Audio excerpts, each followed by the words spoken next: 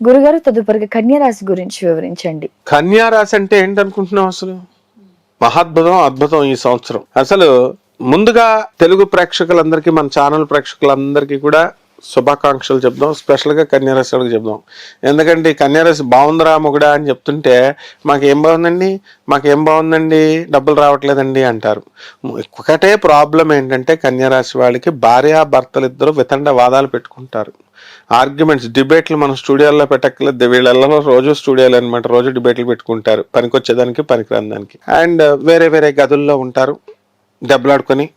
Coffee కావాలనుకో మెసేజ్లు పెట్టుకుంటారు, bring coffee, వాళ్ళు తీసుకొచ్చిస్తారు. ఈ విధంగా భార్యాభర్తల మధ్య గొడవలు తప్ప ఇతర గొడవలు లేవు.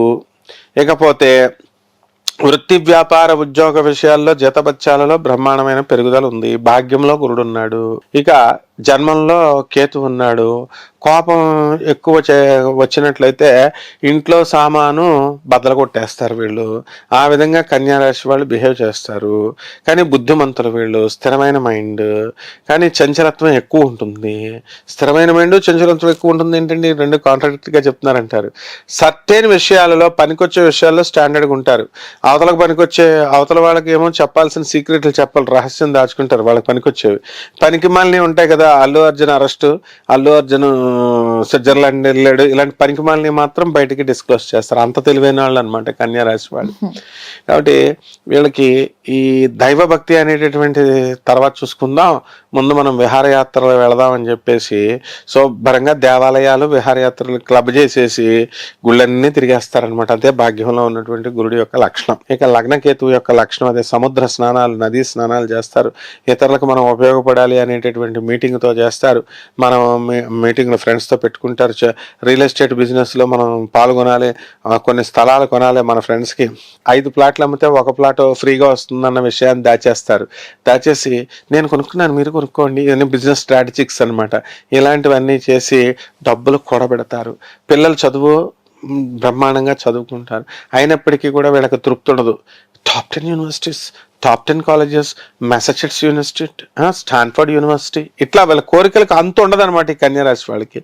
అందువలన స్త్రీలకు కూడా ఆరోగ్య సమస్యలు, వెన్నెముక సమస్యలు, ఆ తర్వాత నడుము నొప్పులు, ఇలాంటి ప్రాబ్లమ్స్తో స్త్రీలు బాధపడతారు. కానీ ఓవరాల్గా ఈ కన్యారాశి వాళ్ళు military man, police man, security, all departments are happy. Commercial tax, income tax, మొత్తం ఆల్ డిపార్ట్మెంట్స్ హ్యాపీ, డబ్బులు వస్తూ ఉంటాయి. కాబట్టి ఎవ్రీ వన్ ఇన్ ద కన్యారాశి ఆర్ టోటల్లీ హ్యాపీ అమ్మ. రైట్. మరి బాల్యని మనకి పరిహారాలు ఏమైనా ఉన్నాయా? పరిహారాలు చేసుకోకపోతే వితండవాదాలు, రోజు ఆర్గ్యుమెంట్స్ పెట్టుకుంటారు, పిల్లలు పిచ్చోళ్ళు అయిపోతారు అనమాట. కాబట్టి రాహు జపం చేసుకోవాలి, రాహు స్తోత్రాలు చదువుకోవాలి. రాహు కిలో పావు మినుముల్ని ఆవుపేట రంగు ఉన్నటువంటి వస్త్రాల నుంచి పేద బ్రాహ్మణులకి శనివారం నాడు ఉదయం 8 గంటలకి దానం చేసుకోవాలా. అలాగే దశమహావిద్యల్లో ఒకటైనటువంటి మహాకాళి అమ్మవారి యొక్క హోమాన్ని ఇంట్లో జరిపించుకోవాలా. అలాగే చక్కగా ఈ యొక్క దుర్గాదేవి యొక్క పటాన్ని పెట్టుకుని వాళ్ళు ఆ అమ్మవారి దగ్గర ఓం శ్రీ దుర్గాయ నమః అంటూ వీళ్ళు చేసుకోవాలా. ఈ విధంగా చేసుకుంటే రాహు కంట్రోల్ అయ్యి వీళ్ళకి మంచి శుభ ఫలితాలు ఇస్తాడమ్మా. థ్యాంక్ యూ గురుగారు. థ్యాంక్ యూ అమ్మా.